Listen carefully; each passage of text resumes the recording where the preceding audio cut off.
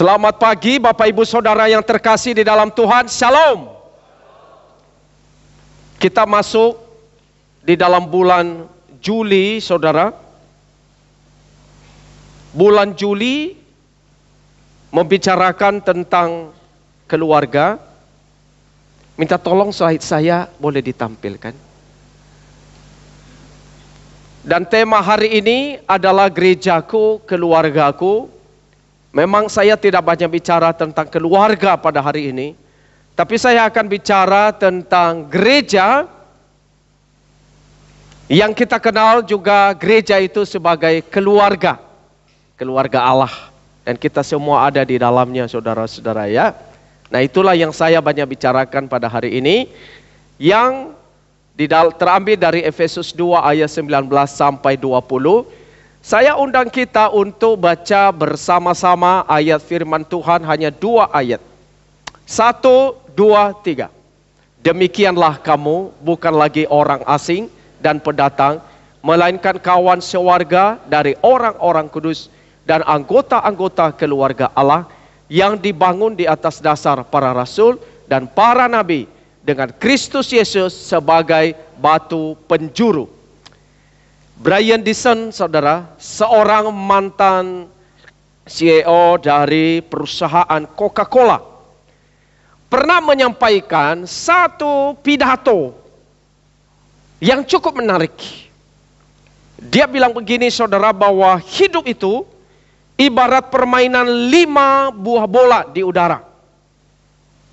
Bola itu namanya pekerjaan, keluarga, kesehatan, sahabat, dan semangat. Anda berusaha menjaga agar bola-bola itu tetap di udara. Anda tahu bahwa pekerjaan adalah bola yang terbuat dari karet. Kalau Anda menjatuhkannya, ia akan melambung kembali. Tapi keempat bola lainnya, keluarga, kesehatan, sahabat, semangat, itu terbuat dari kaca. Jadi kalau Anda menjatuhkannya, itu pasti akan hancur, rusak, dan gak bisa dipakai lagi. Dan Anda harus berhati-hati, berjuang keras untuk menjaganya, supaya bola kaca itu tidak sampai jatuh. Saudara, waktu saya dengar apa yang dia sampaikan, saya kira saudara ada benarnya. Dan barangkali kita setuju ya. Saudara, betul sekali. Ini satu isi pidato yang luar biasa. Tetapi saudara, sayang sekali ya. Karena memang banyak manusia itu lebih menjaga pekerjaannya daripada bola kaca itu. Demi pekerjaan orang bisa relakan keluarganya, saudara. Demi pekerjaan orang bisa relakan kesehatannya. Demi pekerjaan orang bisa relakan bahkan relasi yang rusak dengan orang lain. Demi pekerjaan orang bisa relakan semangatnya patah. Demi membela bola karet, bola kaca dihancurkan. Mungkin saudara ini tidak terjadi pada Anda, tapi ada orang-orang yang mengalaminya. Dan betapa menyedihkan saudara kalau kita mengalami seperti itu. Kasihan. Dan ada satu bola kaca lagi yang sering orang abaikan dan tidak perhatikan, yaitu adalah gereja. Gereja itu seringkali diabaikan, dilupakan, tidak dipedulikan. Demi pekerjaan orang rela tidak datang ibadah. Demi pekerjaan orang lebih meninggalkan entah itu pelayanan dan segala aktivitas rohani di gereja. Padahal kalau kita memperhatikan hidup manusia, itu tidak hanya bicara soal cari uang, saudara. Karena kita tahu memang uang penting, tapi kita tahu uang itu sementara dan terbatas.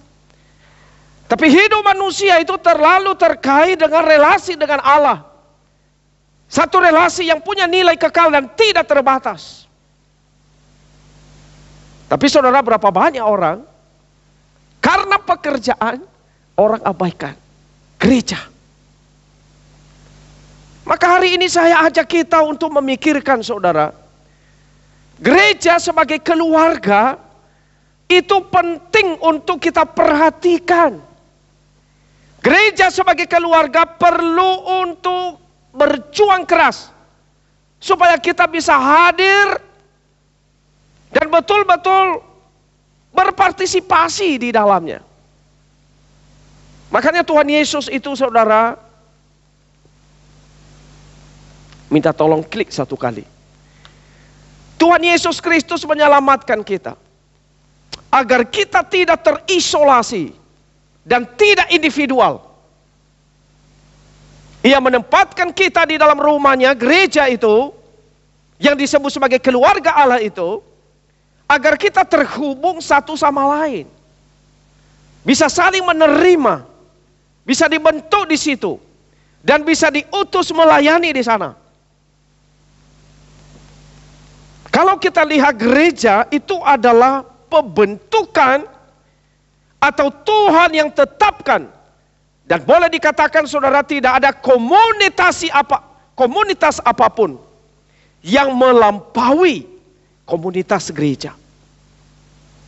Saudara, kalau kita melihat misalnya ada komunitas sepak bola, ada komunitas moge, bahkan ada komunitas yang begitu besar seperti partai. Tetapi saya mau katakan begini, satu-satunya komunitas yang punya nilai tertinggi, satu-satunya komunitas yang punya nilai kekal dan tujuan paling suci mulia, itu adalah komunitas gereja. Itu sebabnya, saudara, mengapa gereja begitu penting di dalam kehidupan kita sebagai orang percaya.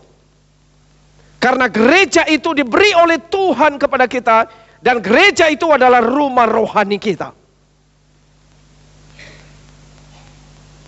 Saudara-saudara, di dalam firman yang tadi kita baca, Rasul Paulus sudah membicarakan dengan sangat jelas sebenarnya itu apa itu gereja. Saya hanya ambil daripada apa yang disimpulkan oleh Rasul Paulus, khususnya di dalam ayat 19 dan 20 tadi. Tetapi di dalam perikop itu sebenarnya Rasul Paulus sudah membicarakan tentang gereja. Apa itu gereja? Kenapa ada gereja? Dan kesimpulannya begini. Melalui karya penebusan Kristus, semua orang percaya, tidak peduli latar belakang dia, mau dia etnis apapun, dipersatukan dan memperoleh jalan masuk yang sama kepada Allah yang benar melalui Kristus. Itu gereja, saudara. Jadi ini adalah kumpulan orang-orang yang telah percaya kepada Kristus, disatukan menjadi anggota keluarga Allah. Jadi saudara, kita melihat gereja itu adalah kumpulan dari berbagai latar belakang manusia. Siapapun dia, karena mereka percaya kepada Kristus, karena mereka mengenal Yesus, lalu mereka dikumpulkan oleh Allah. Dan itulah gereja. Dan itu yang disebut sebagai keluarga Allah. Rumah rohani. Gereja, rumah rohani dari orang-orang yang sudah percaya dan punya Kristus di dalam hatinya. Nah, saudara-saudara yang terkasih dalam Tuhan, ayat 19 tadi itu menegaskan kepada kita tentang apa yang disebut sebagai gereja. Maka di sana dikatakan tadi, demikianlah kamu bukan lagi orang asing. Jadi karena kamu udah percaya kepada Tuhan, kamu bukan orang asing. Dan kamu juga bukan pendatang. Lalu kemudian dikatakan, justru kamu adalah kawan sewarga dari orang-orang kudus dan anggota-anggota keluarga Allah. Ini identitas kita sebagai orang yang percaya. bahwa kita itu bukan pendatang, bukan orang asing, tapi kita adalah kawan sewarga dari orang-orang kudus. Bahkan kita adalah anggota keluarga Allah. Wah, ini sangat indah. Dan ini adalah dasar teologi di dalam sebuah gereja yang semestinya saudara-saudara itu harus mempengaruhi praktek kehidupan kita sebagai orang yang percaya. Nah, saudaraku yang dikasihi oleh Tuhan, kalau kita melihat ya, gereja itu disebut, orang-orang percaya itu disebut sebagai kawan sewarga. Kawan sewarga itu berarti kita ini istilahnya satu, punya hak dan punya keistimewaan tertentu. Karena kita ini sewarga, satu kawan sewarga. Kalau yang namanya orang asing ya saudara, atau pendatang, itu kan gak punya hak dan keistimewaan tertentu. Kalau saudara misalnya ya, pergi ke beberapa tempat wisata di Indonesia, kalau kita orang lokal mungkin bayarnya biasa. Tapi kalau coba orang asing, dia punya tarif dan nilai yang berbeda dengan orang lokal. Benar gak? Ada beberapa yang tertentu. Nah, artinya apa? Kalau kita orang lokal, orang sewarga gitu ya, kita punya hak dan keistimewaan tertentu. Nah, Alkitab itu mirip seperti itu. Dia mau bicarakan bahwa kalau kita sudah menjadi kawan sewarga di dalam Kristus, kita punya hak dan keistimewaan tertentu yang sudah diberi oleh Tuhan kepada kita. Dan itu keistimewaan sebagai orang yang telah dipersatukan di dalam Kristus. Saudara, saya bahas teologinya dulu, nanti baru praktisnya ya. Ini teologianya begini. Ya. Kemudian saudara, tidak hanya dikatakan di dalam istilah kawan sewarga, tapi dia bergeser ke anggota keluarga. Kalau kawan sewarga itu kan dari sesuatu yang begitu luas ya, tapi kalau yang keluarga itu kan lebih sempit. Jadi dari sesuatu yang mungkin sangat jauh, mungkin agak besar gitu. Nah, ini lebih sempit sekarang. Nah, keluarga itu kita coba lihat ya. Di sini kan dia menyebut sebagai kawan keluarga ya. Anggota-anggota keluarga Allah maksudnya. Kalau di dalam anggota keluarga, berarti itu hubungannya lebih intim. Nah, firman Tuhan ini katakan, kalau kita menjadi anggota gereja, berarti sebagai anggota keluarga Allah, berarti mestinya saudara ya, hubungan itu lebih intim. Karena kita bukan lagi hanya sekedar kawan sewarga, tapi kita ini adalah anggota keluarga. Kita satu keluarga. Wah, ini berarti ini ada satu relasi yang lebih dekat lagi. Maaf saudara. Jadi kalau kita lihat kita sebagai anggota tubuh Kristus, itu mestinya saudara ya, mempengaruhi praktek di dalam kita berelasi, praktek di dalam kita beribadah. Ketika kita kemudian berelasi satu sama lain, khususnya juga di dalam kita beribadah. Di dalam kita melayani, menciptakan, mestinya itu adalah hubungan-hubungan yang lebih intim. Lebih kenal maksudnya. Karena kita melihat istilah anggota keluarga, itu berarti satu relasi yang lebih dekat saudara. Dan itu yang semestinya tercipta di dalam gereja. Terkoneksi satu sama lain. Satu sama lain aktif untuk berpartisipasi. Satu sama lain aktif untuk berinisiatif untuk membangun satu relasi yang lebih intim, lebih dekat. Nah saudara-saudara, di dalam keluarga kita perhatikan lagi, ini juga satu gambaran. Tidak hanya saja gambaran yang lebih intim dan juga gambaran relasi dari orang-orang yang percaya, tetapi juga kita itu masuk di dalam anggota keluarga Allah karena memang atas dasar penebusan Kristus. Jadi kita diadopsi, yang tadinya kan kita bukan anggota keluarga Allah, bukan. Tapi kemudian kenapa kita bisa menjadi anggota keluarga Allah? Karena Kristus yang telah mati berkorban buat kita, kita diadopsi oleh Allah. Dan kita diangkat, dimasukkan di dalam. Sama seperti rekan-rekan yang minggu lalu itu sudah dibaptis ada 16 orang ya. Nah itu kan mengaku percaya. Ketika mereka percaya itu berarti dia diadopsi oleh Allah. Dia masuk ke dalam anggota keluarga Allah. Sama seperti Papa dan Mama Aheng, Pak Aminoto ya, sama Ibu Chen Sijun yang ada di tengah-tengah kita hari ini. Selama ini mereka nggak ikut ibadah saudara, tapi mereka sudah dibaptis, mereka mau ikut ibadah minggu lalu, udah mulai ikut dan hari ini ikut lagi. Sebelumnya mereka bukan orang kenal Tuhan, mereka orang nggak kenal Tuhan. Tapi sekarang setelah mereka dibaptis, mereka udah percaya Tuhan, mereka adalah bagian dari anggota keluarga Allah. Jadi itu sesuatu yang luar biasa. Dan satu lagi, keluarga saudara. Itu juga satu gambaran yang sangat baik yang menggambarkan bahwa di dalam keluarga itu, orang kalau dalam keluarga, misalnya keluarga kita saudara ya, kita mesti merasa teduh di dalam. Itu gambaran dari keluarga. Kita pasti merasa terlindungi di dalam rumah kita, keluarga kita. Dan kita berasa punya identitas. Kita juga berasa ada keamanan, nyaman. Ya, saya berasumsi semua kita yang ada di sini adalah mengalami itu di rumah kita masing-masing ya. Kita nyaman di rumah kita. Kita berteduh, jadi rumah itu jadi tempat perteduhan buat kita. Sudah capek-capek di luar kerja, pulang ke rumah rasa dapat kesegaran kembali.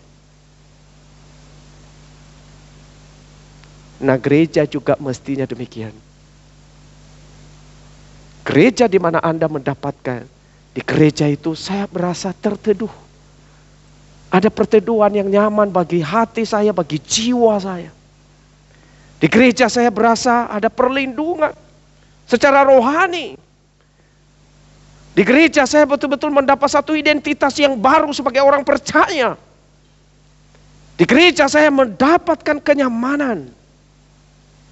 Di dalam kelelahan, kesibukan di dunia, Anda merasakan hidup Anda disegarkan, dikuatkan oleh Tuhan. Itu yang semestinya terjadi. Nah saudaraku yang dikasihi oleh Tuhan, gereja itu sebuah anugerah yang diberi oleh Tuhan kepada kita. Yang semestinya saudara, membuat kita semakin lebih mencintai gereja, semakin lebih mau untuk bertumbuh di dalam gereja, dan membuat kita semestinya semakin lebih rela untuk mau berkorban, mau melakukan sesuatu untuk gereja Tuhan. Nah saudara-saudara yang terkasih di dalam Tuhan, menurut budaya kuno saudara ya, budaya kuno, istilah rumah, ya, istilah rumah ini, oikos namanya, itu saudara bukan hanya sebenarnya berbicara tentang keintiman, soal kedekatan, ya. Tetapi itu sebenarnya di dalam budaya kuno, itu juga banyak bicara itu perteduhan, perlindungan yang tadi saya jelaskan. Tetapi salah satu ciri mereka di zaman Mediterranean kuno, itu adalah mereka punya satu budaya. Budayanya itu adalah mereka lebih suka komunal, bukan individual. Lebih suka komunal. Bahkan saudara di zaman dulu itu, mereka tidak ada pribadi yang benar-benar mandiri. Jadi kehidupan seseorang itu selalu dikaitkan dengan komunitas dia. Jadi identitas seseorang itu sangat terkait sekali dengan komunitas dia seperti apa. Nah tentunya ini sangat menarik saudara.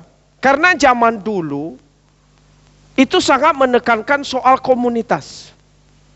Sangat menekankan soal kebersamaan. Tetapi di zaman sekarang ini memang agak berbeda saudara-saudara ya. Ini zaman terbalik saudara. Itu sebabnya sekarang saya coba membahas hal-hal yang sangat praktis. Praktisnya begini. Harusnya kan berkumpul jauh lebih enak seperti ini misalnya. Tapi apakah orang-orang di zaman sekarang suka berkumpul? Apakah orang-orang zaman sekarang pingin untuk mau bersosial?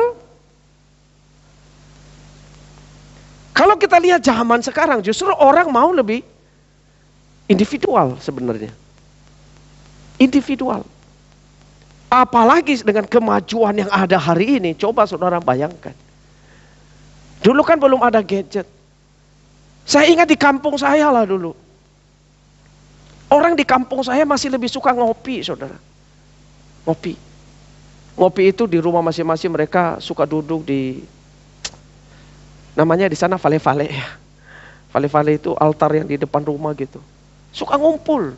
Karena gak ada TV, gak ada ini kan. Suka ngobrol bareng, suka kumpul. Tapi kalau sekarang kita lihat misalnya bandingkan dengan Jakarta misalnya. Itu hilang saudara. Orang lebih suka bagaimana? Individual. Apalagi dengan gadget di tangan mereka. Bahkan kita melihat, walaupun ini tidak hanya selalu bicara generasi muda, tetapi generasi muda hari ini, nggak semua generasi muda, tapi ada generasi muda tertentu. Karena di sini hari ini banyak anak muda ya. Jadi supaya tidak selalu tertuduh anak muda ya. Tapi banyak generasi muda yang memang dibesarkan di dalam zaman gadget ini. Akhirnya saudara, semakin mengokohkan keindividualitasan dia saudara. Dengan gadget, handphone yang ada di tangannya misalnya. Maka kemudian apa yang dia lakukan? Lihat saja saudara, pengalaman bapak dan ibu yang punya anak. Mereka lebih betah di kamar. Mereka lebih betah untuk asik sendiri, ketawa sendiri mereka. Di kamar mereka sendiri. Bermain sendiri.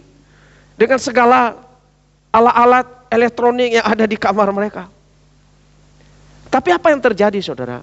Kalau kita lihat, tidak hanya saja saudara ya, membuat mereka kurang terhubung dengan orang lain. Tapi itu juga mematikan relasi sosial mereka. Sehingga kalau kita melihat, miskin daripada relasi, miskin interaksi, miskin komunikasi. Dan itu akhirnya mereka menjadi orang-orang yang disconnected dengan orang-orang sekitar mereka. Nah saudara-saudara, inilah yang terjadi kalau kita perhatikan. Makanya kalau kita lihat misalnya Kang Dedi itu yang di Jawa Barat saudara ya. Dia menganjurkan supaya anak sekolah jangan bawa HP ke sekolah. Karena mereka tahu ada dampak, ada efek yang negatif. Padahal hidup sosial itu sangat penting sekali. Tetapi saudara itu yang terjadi di zaman ini. Sehingga saudara, generasi-generasi kalau kita lihat hari ini menjadi satu generasi yang tidak hanya saja miskin di dalam relasi. Tetapi juga mental mereka rapuh. Tidak kuat hadapi tekanan. Sangat sensitif, mudah tersinggung. Saudara yang punya anak, coba ambil HP-nya, pasti dia akan marah dan galak, lebih galak dari orang tuanya. Kenapa saudara? Mereka mulai lost control. Susah mengendalikan diri. Karena kehidupan sosial salah satu terganggu. Nah sekarang saudara, saya coba bahas. Dengan kehidupan si suasana dan budaya yang seperti itu, ketika orang kemudian masuk ke dalam gereja, apa yang terjadi saudara? Maka mereka ketika masuk dalam komunitas, juga mereka menjadi orang-orang yang susah, sulit dekat satu sama lain. Susah komunikasi.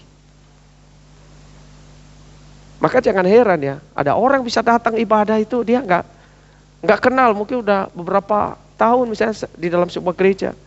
Tapi tidak tahu siapa di kiri dan kanan, depan, belakangnya.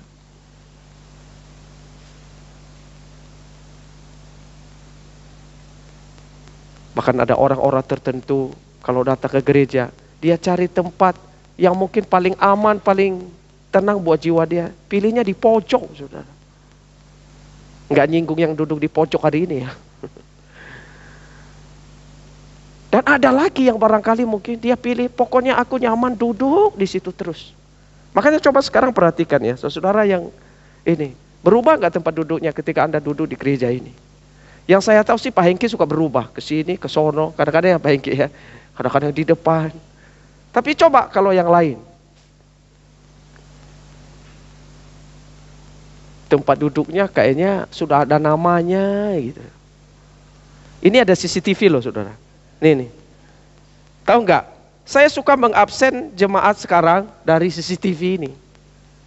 Dan saya udah tahu. Biasanya kan si A, si B, si C itu dia duduk di sini. Nah saya tinggal lihat dari CCTV, loh kenapa ini nggak ada? Ini biasanya kan Ko Arianto itu nggak duduk di sini dia biasanya. Ko Arianto udah tahu saya tempat duduknya di sono, di situ. Itu. Nah saudara-saudara, ini memang tentu nggak salah ya saudara ya. Kalau Anda misalnya duduk di satu tempat nggak salah ya. Tetapi saudara-saudara, yang saya mau katakan, kita itu sebagai anggota gereja Tuhan, penting sekali bagaimana kita membangun satu relasi yang lebih intim, lebih dekat, lebih kenal satu sama lain. Kita baru adakan satu retret usia indah saudara ya, minggu yang lalu. Jadi di dalam retret itu pesertanya memang agak variatif sedikit, tapi lebih banyak yang senior. Kami hanya beberapa yang muda. Yang paling muda usianya 24 tahun. Lauseteo. Ya. Tapi yang paling tua itu usianya 82 tahun. Ya. Pak Tohir sama AI Chang Sulen tadi pagi dia ada hadir. Ya. Mereka ikut yang KU1. Tapi walaupun usia mereka sudah senior saudara. Ternyata mereka sangat jago. Jago nyanyi. Waktu mereka awal datang itu saudara, hari pertama, mukanya belum terlalu gembira. Masih kaku-kaku. Hari pertama. Tapi hari kedua saudara, udah kayak anak-anak. Susah dikendalikan. Mereka joget sana, joget sini. Waduh, sampai bayangin saudara. Dari jam 12:30 sampai jam 10 malam, saya harus ada di ruangan. Menemani mereka. Karaoke. Non-stop. Kalau nggak ada acara, mereka nggak mau berhenti saudara. Salah satu AI yang ada di depan ini, AI Lim Xiao Hua. Wah dia ini. Wah nyanyi jago sekali saudara. Itu mungkin nggak ada yang jago seperti dia di kita yang ada di sini. Sangat jago nyanyinya. Mereka di sana, waduh kita baru tahu. Mereka adalah orang-orang yang berbakat luar biasa. Tapi ada satu hal yang menarik yang saya perhatikan. Ternyata mereka merasa sangat senang, sangat happy. Tadi AI Mawar bilang, Musa kalau ada retreat lagi saya juga mau ikut dan teman saya yang lain juga mau ikut gitu. Kenapa saudara? Karena memang ada satu sukacita yang dirasakan bersama-sama. Ada kebersamaan. Yang saya alami itu adalah mereka saling ngobrol satu sama lain. Yang selama ini mungkin mereka jarang ngobrol, punya kesempatan bisa makan bersama, bisa ngobrol bersama, bisa karaoke bersama, bisa joget bersama. Saudara, ada beberapa orang tua di sana yang saya lihat, biasanya kalau ikut usia indah, udah diam-diam gitu. Tapi ketika di sana saudara, mereka joget. Waduh, ada Papa Linda. Pokoknya asu-asu AI lah. Kalau Bu Eni jangan ditanya lagi. Jadi mereka merasa, wah ini ada satu sukacita nih. Dan mereka merasakan ada kasih. Orang yang baru datang, dia berasa, wah ini saya cukup diterima di sini. Nah saya ketika menggumulkan ya saudara. Sebenarnya ini suasana gereja yang semestinya kita perlu tumbuhkan dan kembangkan di dalam pelayanan kita. Maka saudara-saudara, bagaimana supaya kita bisa menumbuhkan satu kerohanian yang sehat. satu gereja yang sehat. Kita menjadi umat Tuhan yang sehat. Di dalam gereja, di dalam keluarga kita, rumah rohani kita ini. Bagaimana caranya saudara-saudara? Maka saya melihat begini saudara. Kita perlu tertanam di gereja lokal. Tertanam di gereja. Karena gereja itu adalah rumah rohani kita. Kalau saudara memperhatikan di dalam seluruh Alkitab, saudara itu di sana ada gereja-gereja lokal. Misalnya saudara perhatikan gereja Efesus, ada gereja Korintus, ada gereja Tiatira, dan berbagai gereja-gereja lokal lainnya. Dan di dalam gereja itu mereka tertanam, mereka bertumbuh, mereka melayani. Maka saudara, tertanam di gereja lokal itu adalah salah satu prinsip yang firman Tuhan berikan kepada kita. Tertanam di gereja lokal. Apa artinya tertanam? Berarti Anda bersedia beribadah di situ dengan setia. Itu artinya tertanam. Anda berarti melayani di sana. Berarti Anda terlibat di dalam pekerjaan Tuhan di sana. Anda peduli hubungan antar jemaat di dalam gereja itu. Dan Anda mendukung misi dan program gereja itu. Bahkan Anda mendoakan pemimpin gereja itu. Saya cuma kasih 5, masih banyak yang lain. Tetapi kalau kita bicara soal gerejaku, keluargaku, maka ini dia saudara. Berarti Anda tertanam di gereja itu. Anda bersedia untuk melayani Tuhan di sana. Berarti Anda bukan jemaat yang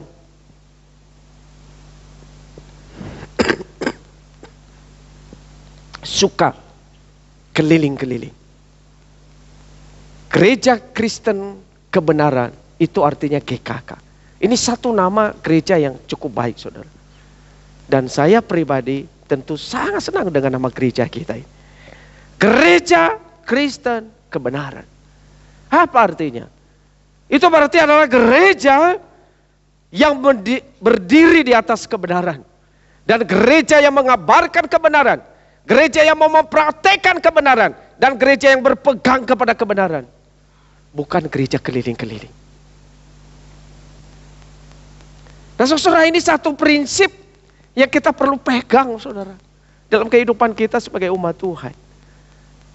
Kalau kita ingin menjadi jemaat yang sehat. Ingin menjadi jemaat yang bertumbuh. Maka saudara tertanamlah di gereja lokal. Maka engkau yang keliling-keliling. Engkau yang pergi kemana-mana. Saya mau katakan engkau tidak akan bisa menjadi jemaat Tuhan yang bertumbuh. Engkau bakal mungkin bisa jadi batu sandungan. Saudara memang setia di dalam gereja lokal. Itu tantangannya gak gampang. Karena ada kesulitannya. Tidak selalu saudara, ketika Anda setia akan berjalan semua dengan baik dan aman. Karena tidak ada gereja yang sempurna soalnya.